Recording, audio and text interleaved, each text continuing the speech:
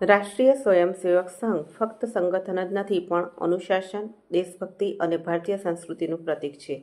આપણું આ રાષ્ટ્રવાદી સંગઠનરૂપી નાનું બીજ આજે વટવૃક્ષ બનીને પોતાના વિચારો અને મૂલ્યોથી દરેક હિન્દુના મનમાં નિસ્વાર્થ ભાવથી દેશ પ્રત્યે સમર્પણ ભાવ જગાડી વ્યક્તિત્વ અને ચરિત્રનું નિર્માણ કરી રહ્યું છે. શાખાના માધ્યમથી સમાજ પરિવર્તનની એક પ્રક્રિયાના ભાગરૂપે કેટલાક પરંપરાગત ઉત્સવો પણ ઉજવાય છે.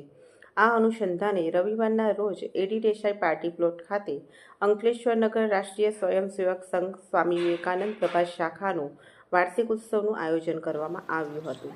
જિલ્લા આરએસએસ કાર્યવાહ જવાહરભાઈ વરેલાણીની અધ્યક્ષતા હેઠળ યોજાયેલા વાર્ષિક ઉત્સવમાં પ્રાંત સહ બૌદ્ધિક પ્રચારક નીરવ પટેલ સહિત આરએસએસના હોદ્દેદારો, ભાજપના આગેવાનો અને મહિલાઓ તેમજ બાળકો ઉપસ્થિત રહ્યા હતા.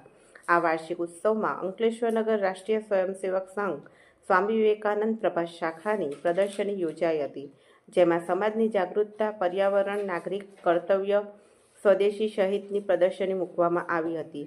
સાથે વ્યાયામ અને યોગનું પણ આયોજન કરવામાં આવ્યું હતું, જેમાં બાળકો પણ વ્યાયામમાં જોડાયા હતા. આ પ્રસંગે પ્રાંત સહ બૌદ્ધિક પ્રચારક નીરલ પટેલે માર્ગદર્શન આપ્યું હતું. સ્વામી વિવેકાનંદ પ્રભાત શાખાનો આજે વાર્ષિક ઉત્સવનો કાર્યક્રમ છે.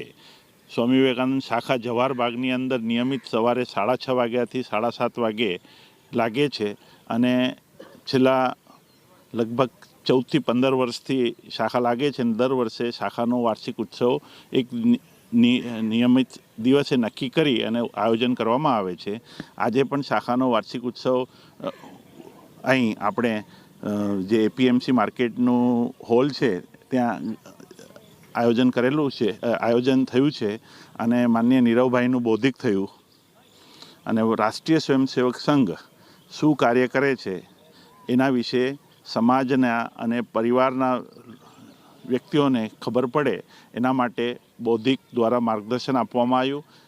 રાષ્ટ્રીય સ્વયંસેવક સંઘની વિવિધ પ્રવૃત્તિઓની પ્રદર્શની પણ લગાવવામાં આવી છે, જેનો બધા નગરજનોએ લાભ લીધો અને સ્વયંસેવકો દ્વારા પ્રાદેશિક જે શારીરિક જેને કહેવામાં આવે એનું પણ આયોજન થયું.